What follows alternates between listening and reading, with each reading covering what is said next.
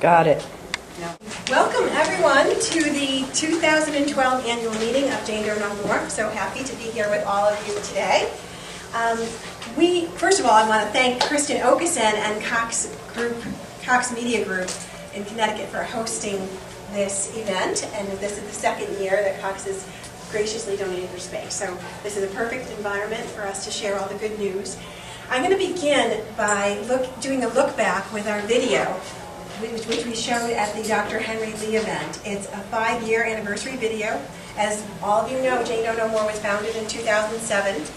And so this video kind of recaps the progress that we've made in the very short time that we have been in play. So, John, if you would.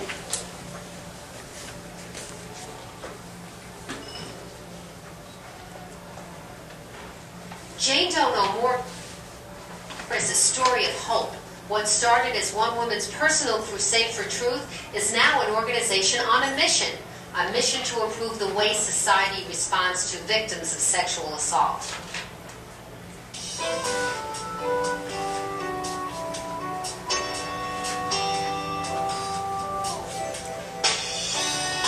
In 2007, Donna Palumba courageously gave up her anonymity as a sexual assault survivor and launched Doe No More.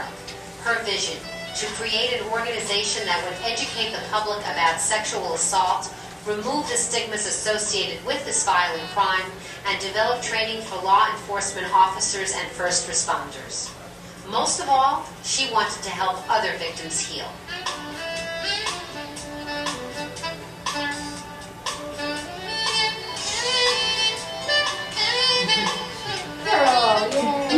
Starting with nothing, Doe No More now has an office, paid staff, and thousands of friends and supporters who believe in the organization's message of hope and healing. Since its inception, Doe No More has reached thousands with its message of compassion and understanding for sexual assault victims.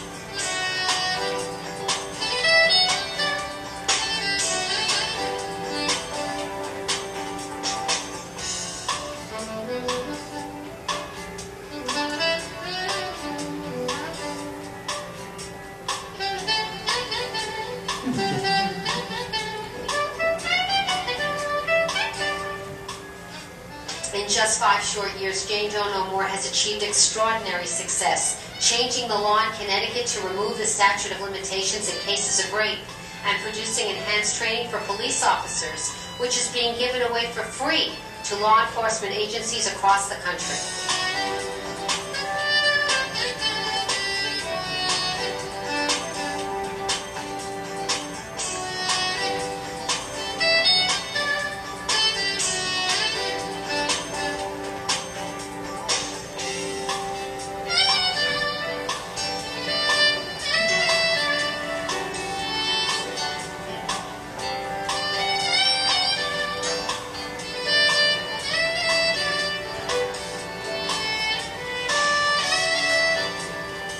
Doe No More's signature events help raise awareness and much-needed funds. Corporations, foundations, universities, community organizations, celebrities, and people from all walks of life have come together in support, inspired by the organization's vision and purpose.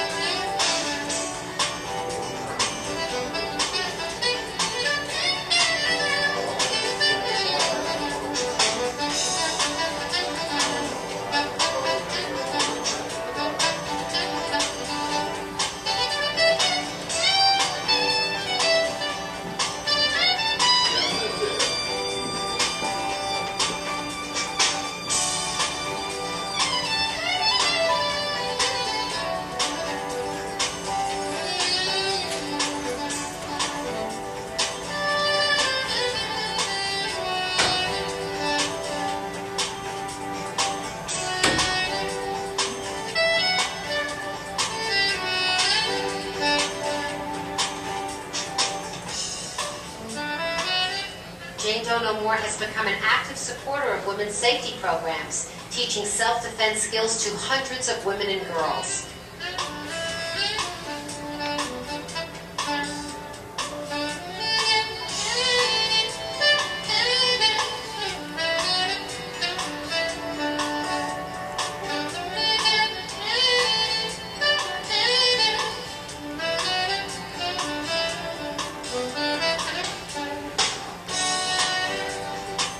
The organization is also teaching survivors how to tell their stories and advocate on behalf of victims who have yet to find their own voice.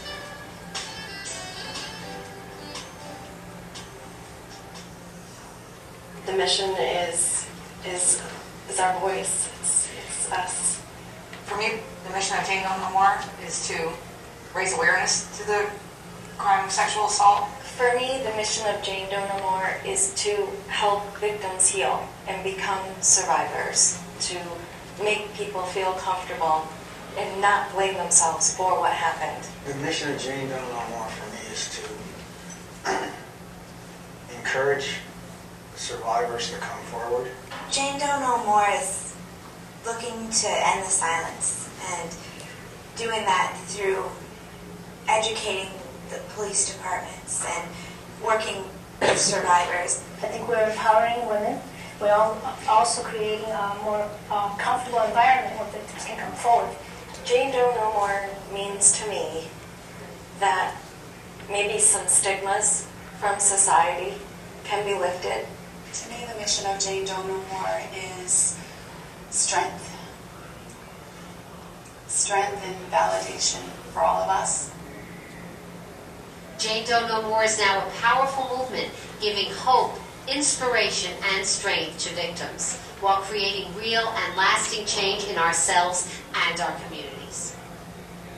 Doe No More has given me hope because it's given me a voice, and I want to be able to give hope to other people as well. It certainly has inspired me to use my voice and to help others. And my hope, by speaking up, is to make it okay for other men to speak up. It's given me a voice. Doe No More has definitely given me a voice. I feel lucky to have Doe No More and to have my voice, because together I can use those things to help make something positive from something that was so horrible in my life. It's now become such an incredible part of my healing process.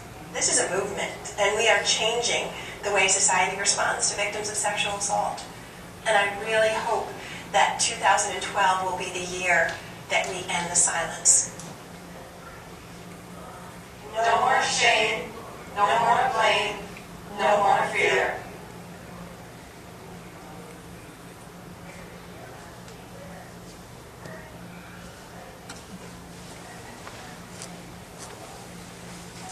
While John is switching that over, I just want to let everyone know that that video was made possible by Karen Brand, one of our advisory members who's here with us today, and the Waterbury Arts Magnet School students. It's a magnet school in Waterbury who's been incredibly generous to Doe No More. They've allowed us to go in there to record PSAs, and it's a working opportunity for the film students as well. So it's truly a collaboration for all of us. And we felt it was really important to kind of preserve what has been happening and, you know, really be able to show people what we're all about in our mission. Are you ready? Great. Okay.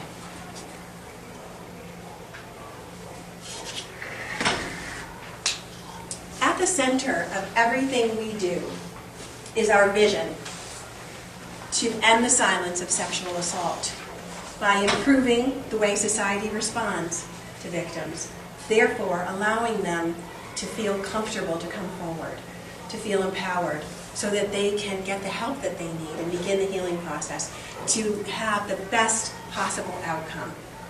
And that is truly at the forefront of everything that guides us. Last year, at this time, in this very building, we put up these goals and aspirations, and it's interesting to see how we're matching up to that. In many ways, we've come quite far. In others, we have a long way to go. The first one up there is financial stability and become financially secure. Without the funds, we cannot go on to do the wonderful work that has been started. That's critically important.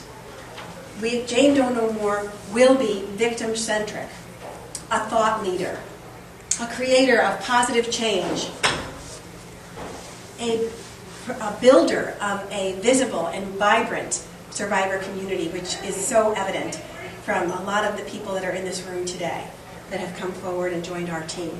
A voice for victims that cannot come forward, and a sought-after collaborative partner. We're making major inroads in many of these areas, and you'll hear more about that in our presentation today. What I'd like to do now is turn it over to our treasurer, Inga Lee Puentes, for our financial report.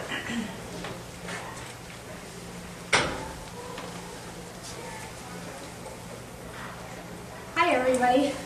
I try not to put you to sleep with the numbers here. But it'll be pretty short and sweet. If anybody has any questions, feel free to just raise your hand.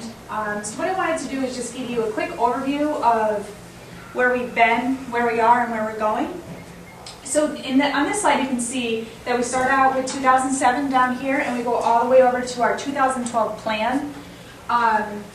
The blue is the income or revenue, and the red is our expenses. So it's always better for this blue to be higher than the red. We want more income than expenses. So we did great last year in 2011. We were able to keep our expenses down and bring in more income. The funny thing about 2011 is we started our plan at just over 250,000. So you can see that we came in below that, right? 250s here, so we're about 184 in that range. So because of that, we kind of took a more realistic look at our plan this year and bumped it down a little bit, down to 240. And just so those of you that aren't familiar with numbers, they're equal right now because normally we have a net zero for your income and expenses are zero. But we'd like to see the income come in higher so that we can take that money and put it back into our programs like Escape Alive and the R.A.P.E outreach program. So the biggest thing here is funding, right, which we'll get into a little bit later. I just wanted to show you quickly what our net income mix is. This is where the net income is coming in at. Down here, blue is 2010, red is 2011, and green is our 2012 plan. Down here is operations, so that's running Jane Doe No More. Then we have events. These are our two big ones, right? They almost flip-flop each other. And then we go on to our year-end mailing, Duty Trump Scout, corporate donations, and our R.A.P.E outreach team. So I just wanted to give you a quick overview of that we need to make sure that this is higher than what we're spending in our operations, right? And the events, are all the things like Escape Alive and our, Dr. Henry Lee and Who's Your Caddy, and everything's kind of bucketed right into there. This is my last slide, and I just wanted to kind of show, this is 2012 budget versus actuals. So what we do is we come up with a plan for the year, and we never change it. We say, this is what we think we're going to do, and we don't change it. We have to, measure ourselves to how that works. So the red is the plan for each month through 2012. The blue is the actuals of where we've actually come in for net income. Now that is your revenue minus your expenses. So that's what's left over, what you have to play with, right? In January we came in about 6,000. In February we came in at 12. And in March we came in at -4. As you can see, we're going to go through a downtime right here. So that's what we expect. So this is the time that we really need to find different ways to bring in more funds. This would be a great time for any board members to make their yearly contributions, and that way we can start bumping things back up. But just remember that this does all equal out to zero in the end, like I showed you where the first two equaled out at the beginning. Anybody have any questions? Does that make sense? Yes. I have a question about the year-end mailing. Is that a funding mailing or is it information? It's a funding mailing. Yes, and we did much better in 2011 than 2012. Or should I say 2010 versus 2011, is that what it was? So, yeah, and I think it went out a little bit too late last year when we looked back at the year before, how it happened. So we have to take some different steps in the next time that we do that. Anybody else? Has the board decided to keep any amount in reserve per se?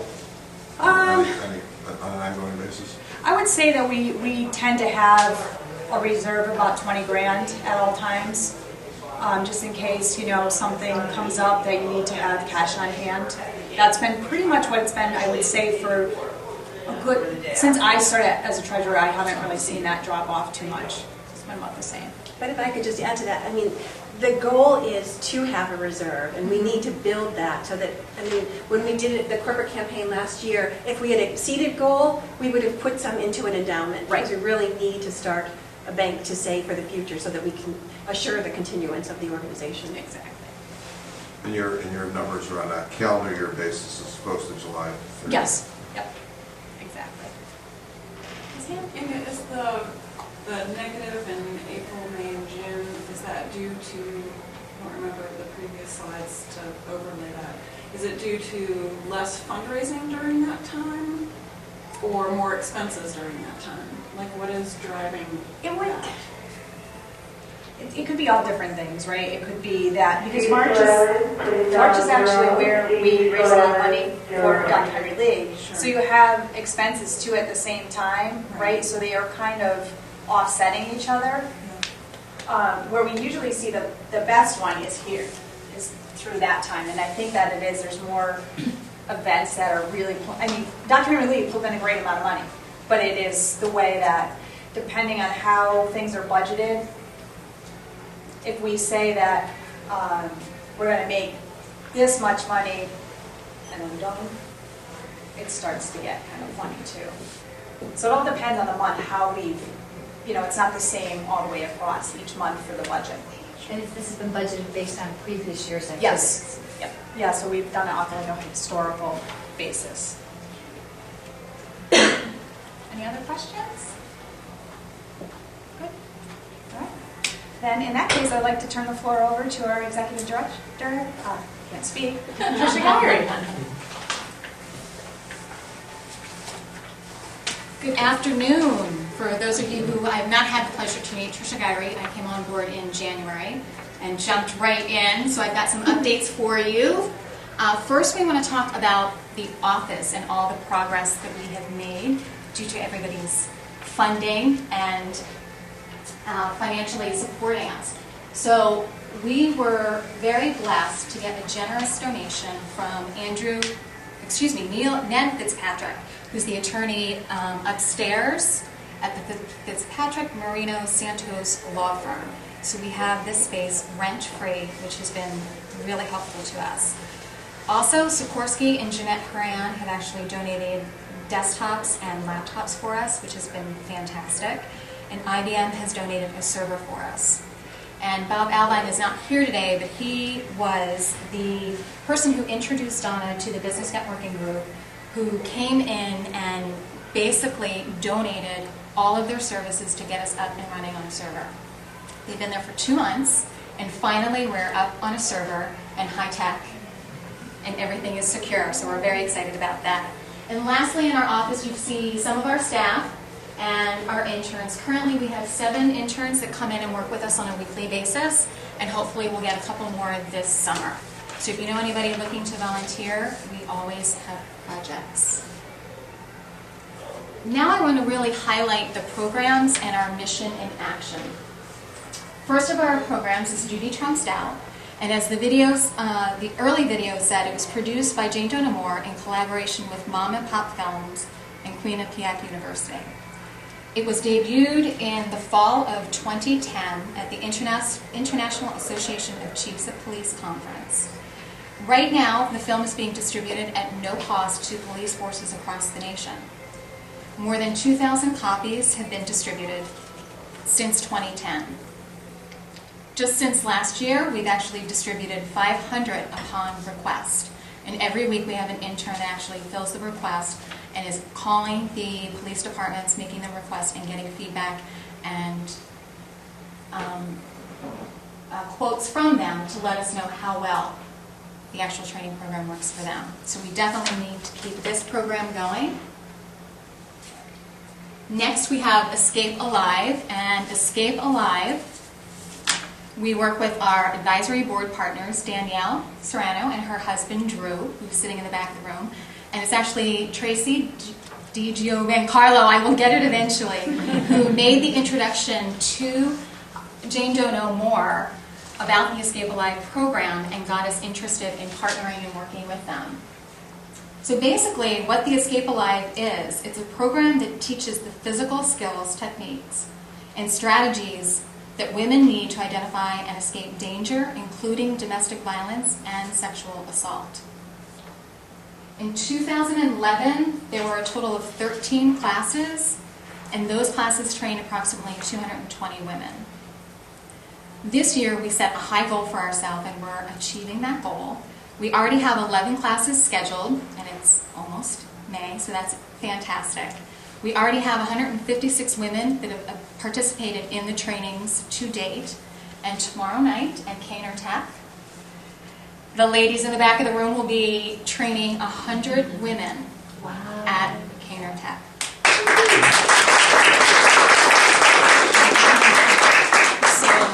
We basically set up a 10 series to train 1,000 women. We had some learning to do, but this class is exactly what was in mind when we set up this series. So I'm confident that we'll be able to get more series set up and more women trained, and we will meet our goal of training 1,000 women by the end of this year, absolutely. I also want to highlight that you all, if you haven't attended the class, please do so. And for the men, have women, have your daughters, have your spouses, please come out and attend. Also, advisory board members, if you would like to get a class sponsored, one of our advisory board members, Laura Daly, is actually working with her organization called 85 Broads and is having a class hosted in Darien on May 6th. So, and we've left flyers on your seats to let you know the remaining 4 classes. And next, I want to highlight our R.A.P.E. outreach. And we're honored today to have many of our R.A.P.E. outreach members here today in the audience. R.A.P.E. outreach basically is what we're trying to achieve with this mission, and that we're raising awareness through their personal experience. The members of the R.A.P.E. outreach team are sexual assault survivors, they're law enforcement professionals, and volunteers who have chosen to attend the Jane Doe No More Speakers Bureau. Upon completing the program, their objective is to raise awareness about sexual assault through their personal story and to relay the mission of Jane Doe No More and improve the way society responds to victims of sexual assault. These brave individuals are part of the Jane Doe No More Speakers Bureau, whose goal is to empower those who have not yet come forward. I'd like to introduce the members of the team that are here today, and if you would, stand when I call your name. We've got Brad Hotchkiss that just joined our group.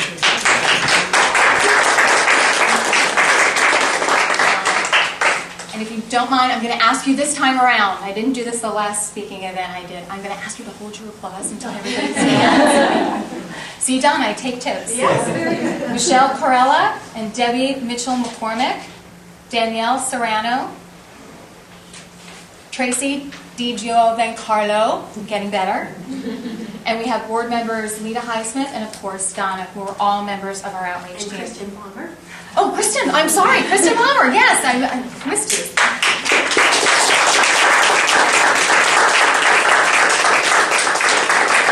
And I can just say from a personal experience, I've had the opportunity to go to one of their trainings, and I've had the personal opportunity to work with a lot of them this weekend at some events.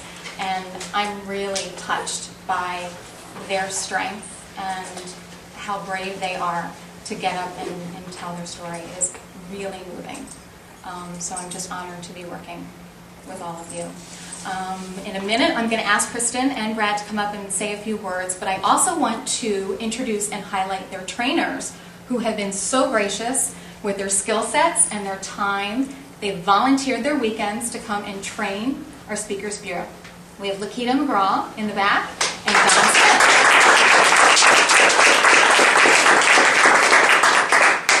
And right now I'm going to ask for Kristen and Brad to come on up. Kristen's from the first R.A.P.E. outreach team. Brad is from our second team. Or else, do you want to come up and just say a little bit? So basically what we asked each of these members to do is just highlight what it has meant to them to be part of this R.A.P.E. outreach team. So Kristen, I'll let you speak. I have no words, sorry. So being a part of Doe No More and the R.A.P.E. outreach team has given me the confidence, it's given me a voice, and most of all, it's given me the strength to truly move forward as a survivor. Before I met Donna a few years ago, I've never met anyone or spoken to anyone who's gone through the tragedy of rape as I did. To be honest, I barely even spoke of it. It was incredibly inspiring learning about the organization Doe No More, and even more inspiring to hear Donna tell her story to the Newcastle County Police Department in Delaware of June 2009. I was there with a team of detectives who solved my case. They were presenting my case and telling my story. After Donna's presentation, my victim's advocate was there with me that day, and she said that one day I would be the one telling my own story. The R.A.P.E. outreach team has allowed me to do that. It's allowed me to help others through my very personal experience. It has given us the opportunity to speak to college campuses, high school students, police stations, and the media on the importance of our voice and to end the silence of sexual assault. I honestly feel so humbled and lucky to be a part of such an amazing team of men and women. Going through the training with the other members was inspiring in itself, being able to sit at a table with people who knew exactly what I went through. We are making a difference, and we are giving other people who have been victimized hope by reaching out to them with what we have to say and letting them know that they're not alone.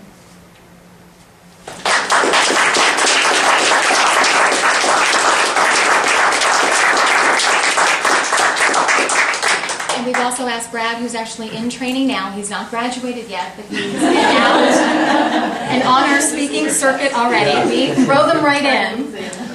So Brad, if you could address maybe what it's been like for you to be part of this wonderful R.A.P.E. outreach team. For me, being part of the R.A.P.E. outreach team has renewed my enthusiasm for my recovery in this arena. It is a dynamic group of individuals. I don't know exactly who's here today, but certainly the folks that are involved with Doe No More are incredibly powerful. I'm grateful for the opportunity to be able to use my voice to help others. And I think the last thing I could say is that this has brought me to a new level of recovery that I did not anticipate. I've been working on this part of my life for quite some time now. And upon joining the R.A.P.E. outreach team, I've gotten to a new level of recovery, and I'm really enthusiastic about being able to speak up and speak out and help others to find their voice. Thank you.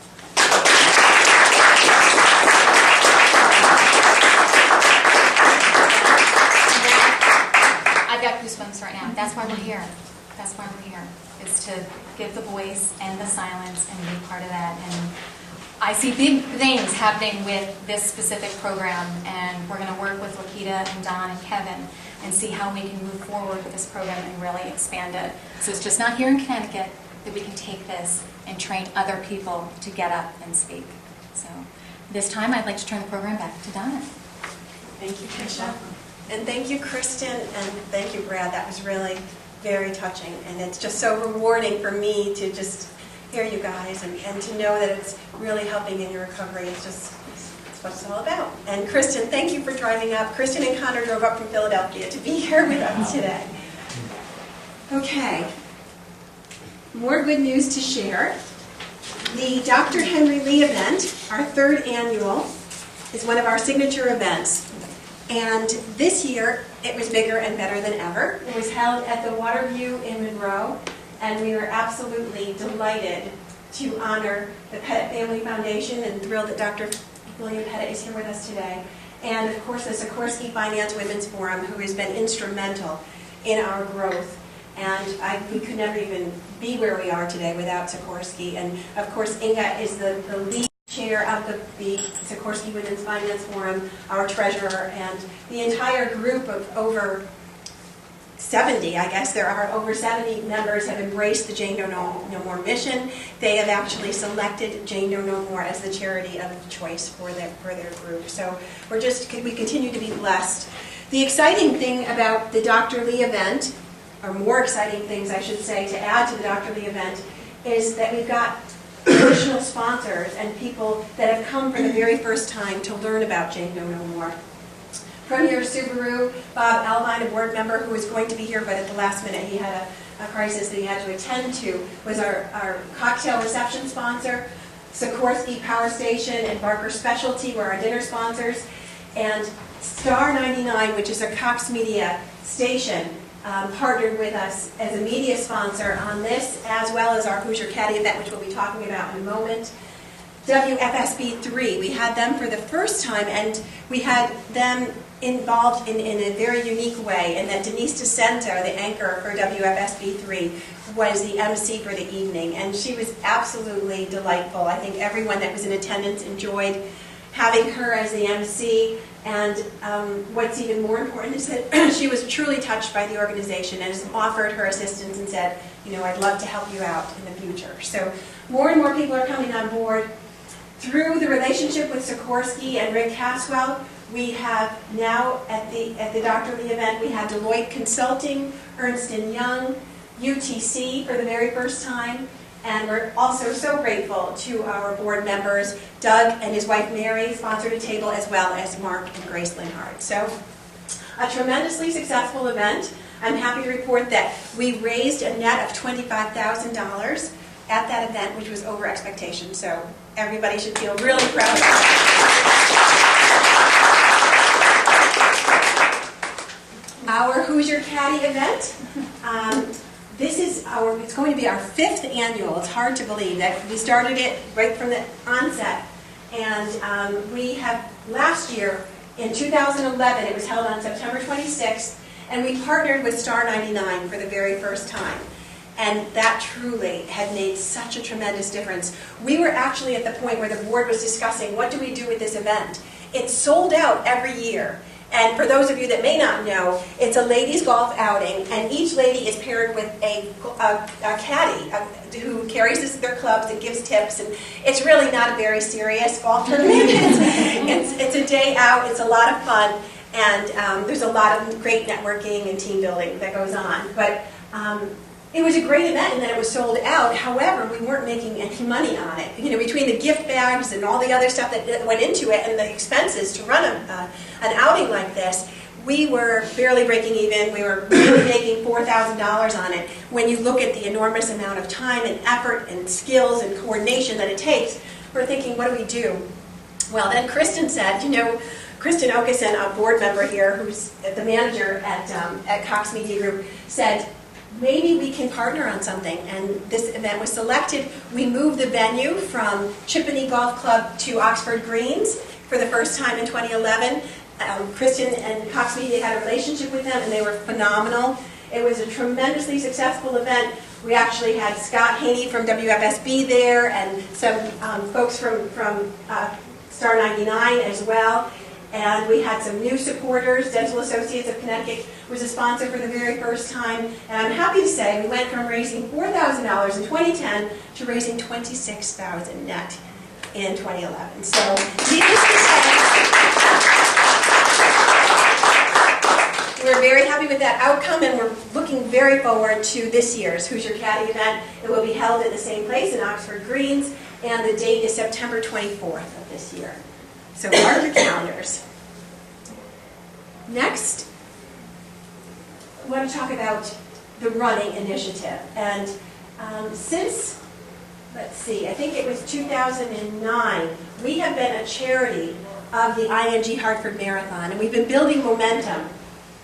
Actually, this year, this is a picture of our group or this past fall, from 2011, and yes, I did run my first 5K, and I plan on doing it again, and Lita ran it, and many of you in this room ran it, Inga ran it. It was a great team effort. It was a beautiful day, and we had 50 people out there running for Jane Doe No More in 3 of the categories, in the 5K, in the half, and in the full.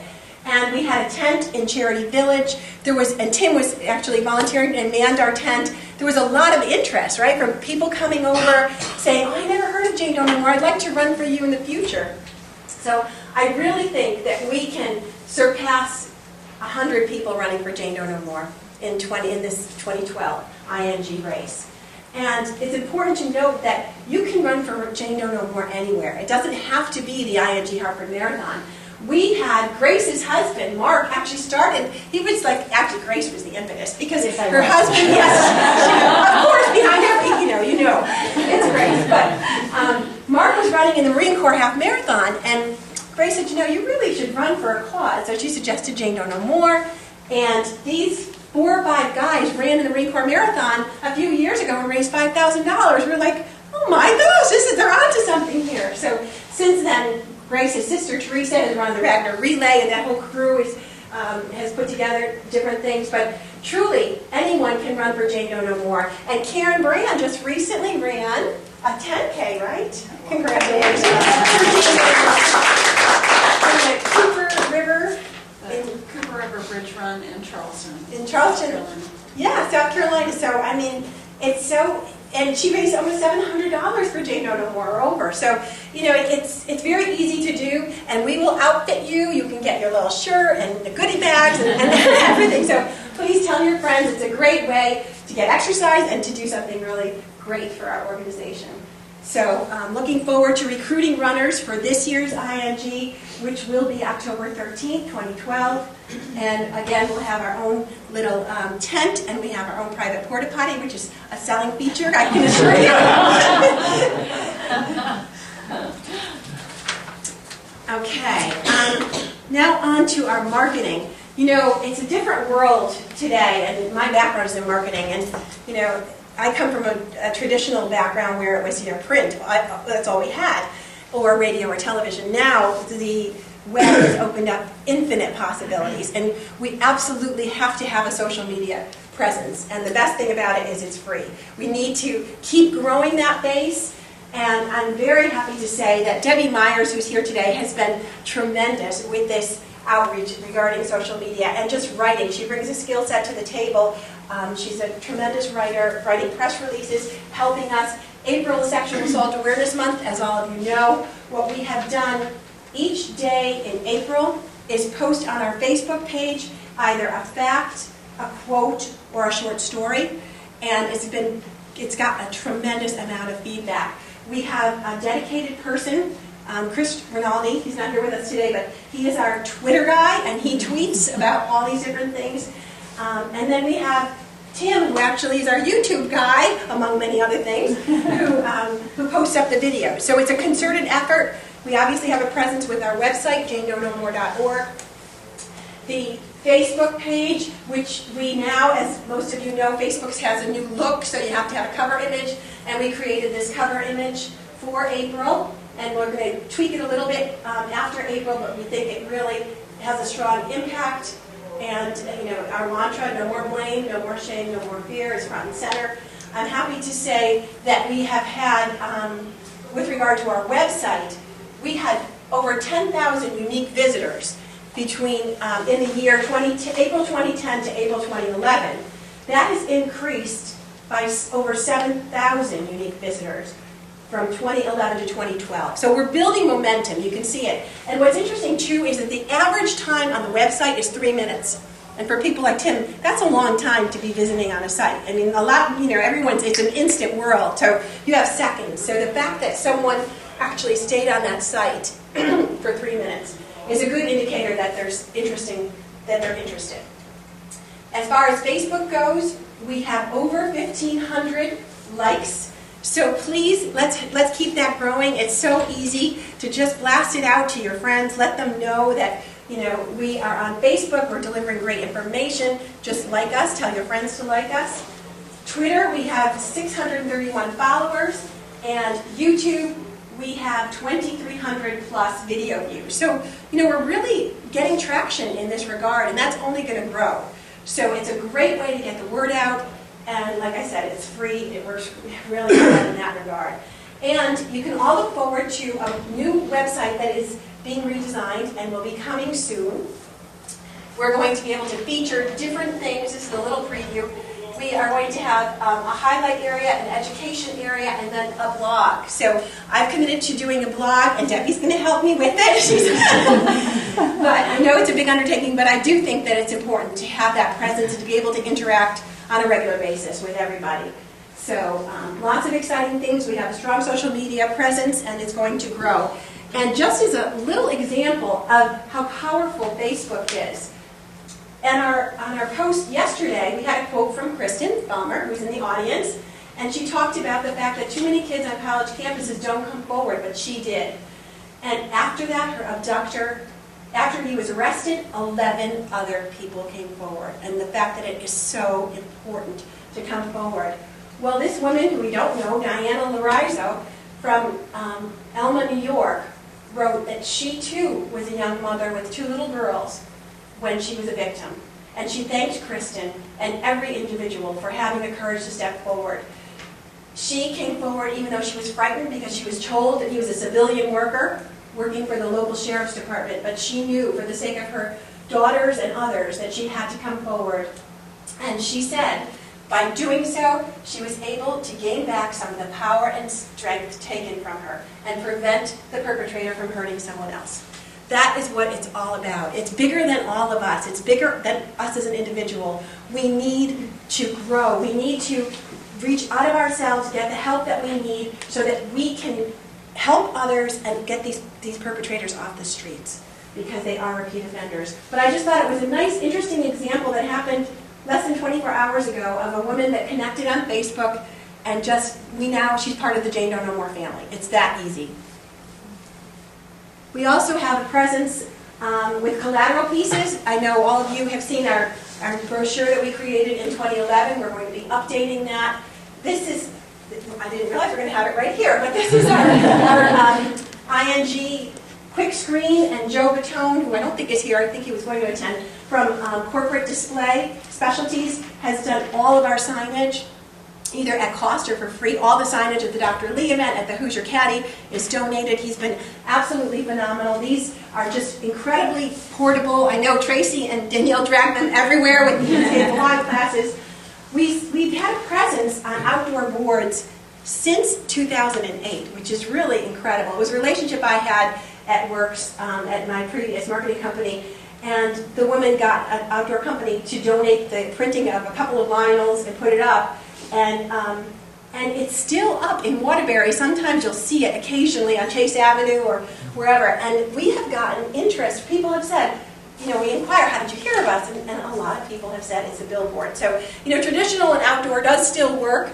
It's costly though. So we got that gratis. Hopefully now, I know Debbie was trying to make some inroads. The digital boards now are easy to just like put up there for a few. So, and Kristen has been so gracious in offering PSA. So there's ways that we can get our message out there. There's multiple ways, and we're doing everything that we can to kind of nurture that. And with regard to the media, as I mentioned, Debbie has been steadfast in the Escape Alive promotions. We've sent out press releases and then reminders. Danielle and Drew and Tracy and Brittany, an intern, have been phenomenal with keeping the word out there and posting and getting the word out constantly. We've been very fortunate with the media in Connecticut.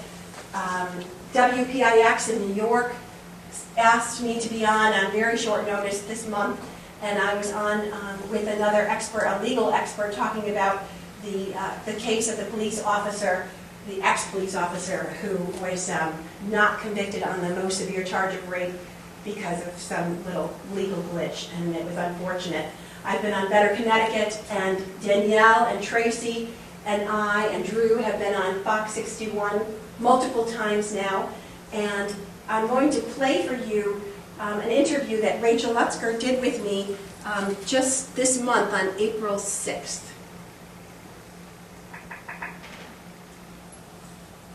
April is Sexual Assault Awareness to raise public awareness about sexual violence and to educate communities on how to prevent it in the first place. Now take a look at some of the numbers here. According to RAPE, the Rape, Abuse, and Incest National Network, think about this for a second. Every 2 minutes, someone in the U.S. is sexually assaulted. 44% of the victims are under 18 and 80% are under 30. 54% of sexual assaults are never reported to police, and 97% of rapists will never spend a day in jail. Most, about 2/3 of assaults, are committed by someone known to the victim. Now, Donna Palumbo was one of those victims, but is a survivor. Listen to her inspiring story. In September of 1993, a masked man broke into her house and brutally raped her. There were no fingerprints, pictures, or evidence. Palumbo says she was mistreated by the system, but then thanks to support by her family and friends, along with DNA evidence, her attacker, who turned out to be a repeat offender, was convicted and sent to jail. Palumbo didn't stop there. To help her heal from all the pain associated with the crime, she founded Doe No More. It's an organization to help other sexual assault victims move on with their lives. Well, this morning, Donna joins us to talk a bit more about sexual assault and how her organization can be such a helpful resource for victims who might feel like they have nowhere to turn. Really, such an incredible story, and the statistics are really just unbelievable. They are. They're staggering, and a lot of people don't realize that. Now, tell us how your story obviously inspired you to start this organization and to really help others. Sure. Well, it began with the fact that I was not believed under the most innocent of circumstances. The treatment that I received after the sexual assault was in many ways more damaging than the rape itself. And that is so wrong. I was thrown into a world I knew nothing about. And thank goodness I had a support system that got me through it. But then when you realize, as according to the statistics, that most crime victims of sexual assault are under the age of 24 and may not have the wherewithal or the support, we need to do a better job. As society as a whole needs to understand that this crime affects us all. And you mentioned about the stigma associated with sexual assault. Do you think that prevents a lot of people from coming forward and from reporting? Without a doubt. And then that has a ripple effect, because if you don't report, not only you don't receive the help that you need, but the perpetrator is free to attack again. And with this type of crime, rapists are repeat offenders normally. And now there's a number for the National Sexual Assault Crisis Hotline. Who should call that? Can they remain anonymous? How does that all work?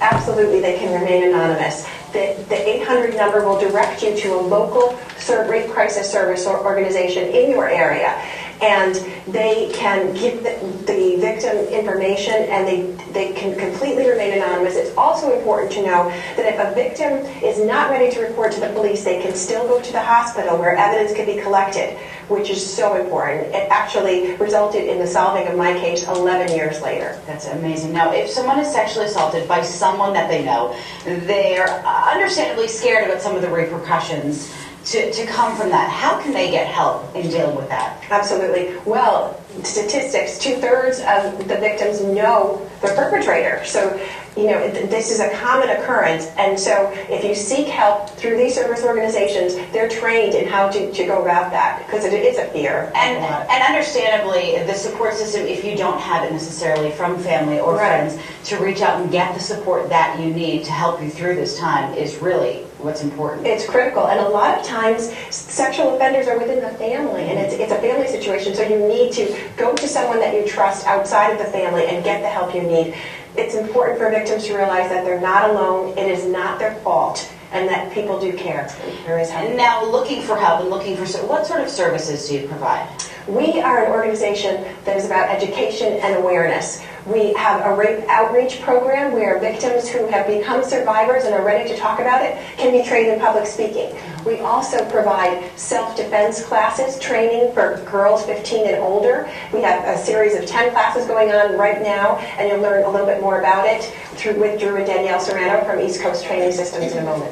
Now, do you think that things have gotten better or worse for sexual assault victims? I mean, obviously some are able to come out and they're able to speak and they're able to share their story, but do you think think that has helped many people? It has helped many people, but we have a long, long way to go. What about with the justice system? Do you think that victims are being treated fairly there? No, and for the most part, no. But there is a concept called parallel justice, which is out there by Susan Herman. Vermont has adopted it, California, New York, and it's about a parallel track so that victims are given the safety that they need, the ability to heal, and guided through this very cumbersome process of the judicial system. Now, say you're not the one that is sexually assaulted, but you are aware of a situation. How can you help? Maybe help to educate the victim, or maybe to get them help them to get help? Absolutely. There's resources. Our website, janedoenomore.org, has a wealth of information and experts in different fields with regard to this topic. So if you can educate yourself, then you'll know how to be of help to someone else. It seems like in a situation that maybe the hardest thing is even the first step, which is coming forward and reporting that. Absolutely. And that's why it's so important that anyone who reports needs to be treated with respect and have a presumption of credibility. Now, we're going to get into a little bit of self-defense in just a little bit, and you were saying that they work with your organization as well. And talk about the importance of that and having that power. Absolutely. Well, first of all, the crime of sexual assault is one of control over someone else. So you want to take that control. You want to have the confidence to be able to defend yourself. As you know, we live in an uncertain world, so it's really important, especially for young girls who are out there for the first time, maybe going off to college, to know some special, but simple techniques, and just some common sense things about to be aware of your surroundings and not to be looking down, texting, and completely unaware of what's happening around you. Donna, thank you very much. Thank you so much for sharing your story and for all the work that you do helping others. Thank you, Rachel. I appreciate it. All right, and of course.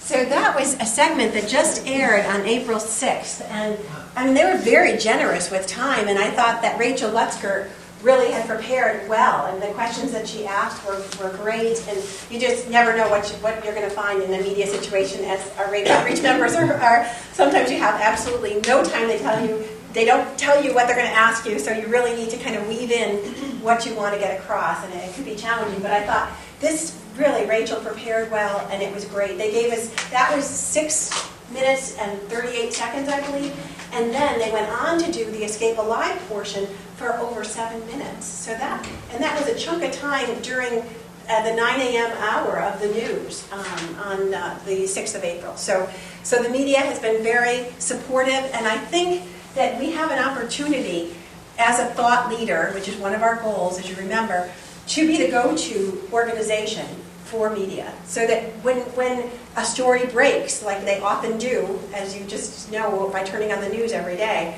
that they call Jane Doe No More, and that we offer our expertise or our, the facts with regard to sexual assault. That's all in keeping with our mission to improve the way society responds. So we're going to continue to look and to grow those relationships, certainly with the media, all the different types of media.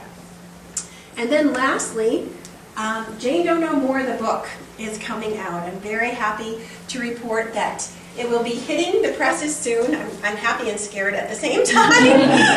Oh my gosh. Because it is an in-depth account of my story. And it was a really kind of incredible year and a half, months and months of working with Matthew William Phelps, who is a national best-selling author, who actually authored the book. I worked with him. We went through countless interviews and tons of documents that I have had through the years, depositions, reports, all things like that. So the book is going to be published by Globe Pequot Press, and the published date, I believe, is September 18th, and we've already got a couple of dates scheduled. I will be at the New England Book Authors Association in Providence, Rhode Island in October, early October, I believe, and then on November 1st, I will be a workshop presenter at the Business Women's Forum, where we'll have an opportunity to sell the book. So I really think that the book is going to open doors for Jane Doe No More in a different way. Oftentimes when we go out and speak, they ask, is there a book? And so I think now that we have that as another vehicle to spread the word, that it's going to be beneficial. So that is coming, and everyone can look forward to that.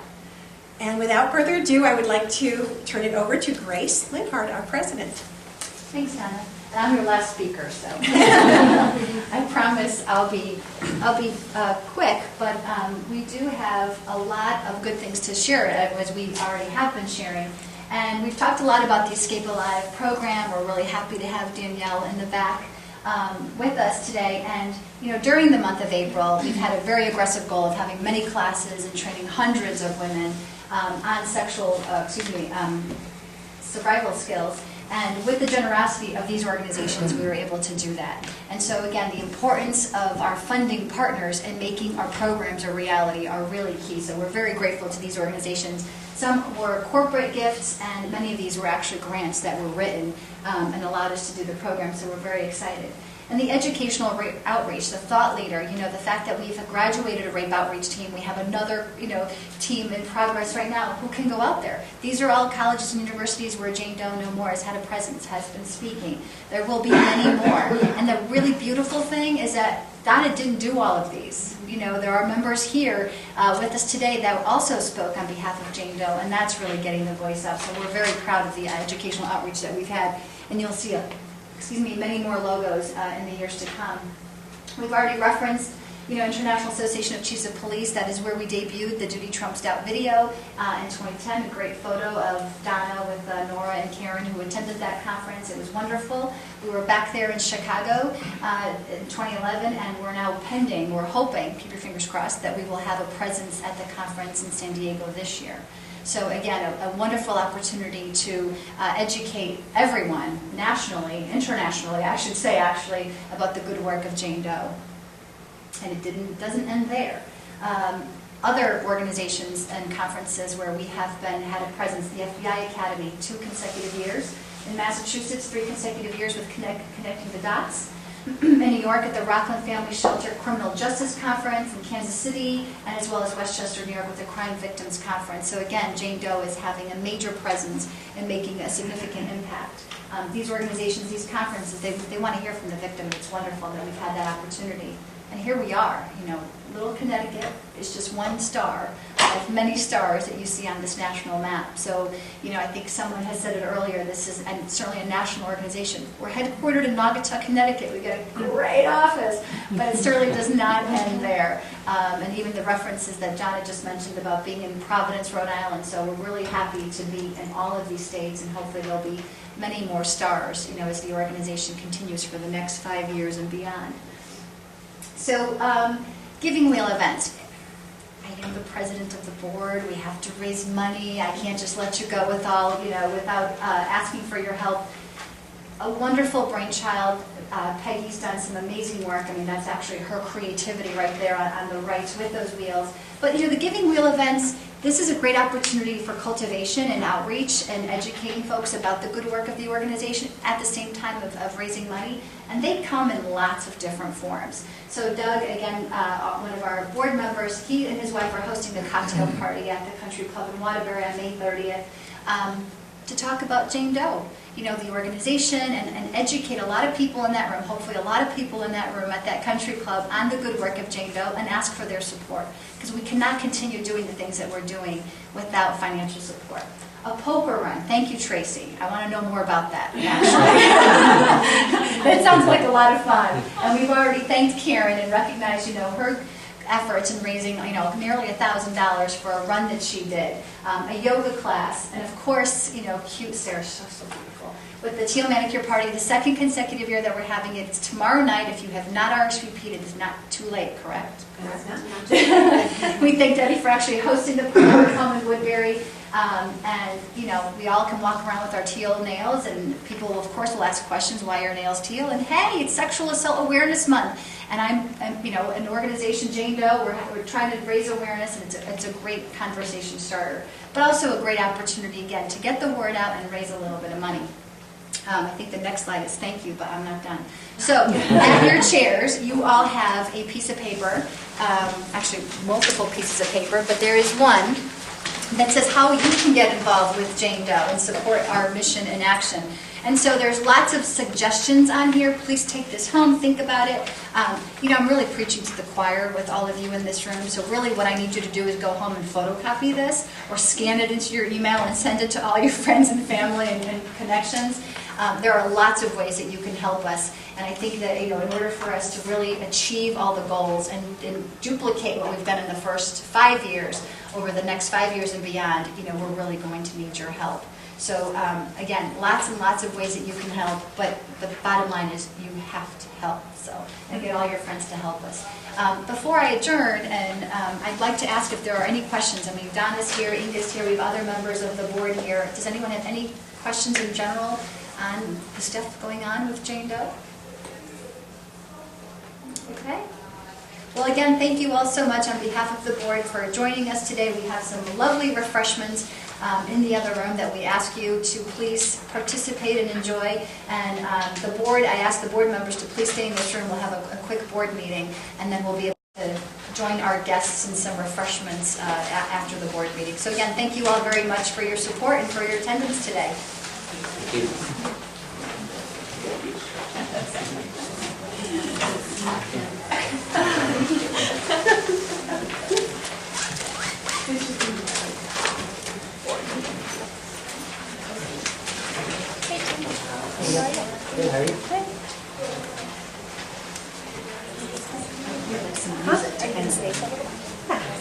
I have, actually, I'm part of Mary Kay, and I have a meeting tonight, so I'm going to bring this up and see if maybe at an event where they have a corporate event to maybe have a speaking, because it's mostly women, there's a few men. Oh my God, we're the perfect target audience. Yeah, so what a great organization for Mary Kay to. Yeah, so I can see what they say tonight. And, yeah. Wonderful. Hey, you know what I wanted to ask you? Yep. Something that I thought of when we did the Henry Lee, that'd be a good idea, is we should have had Is that all right? Yeah, we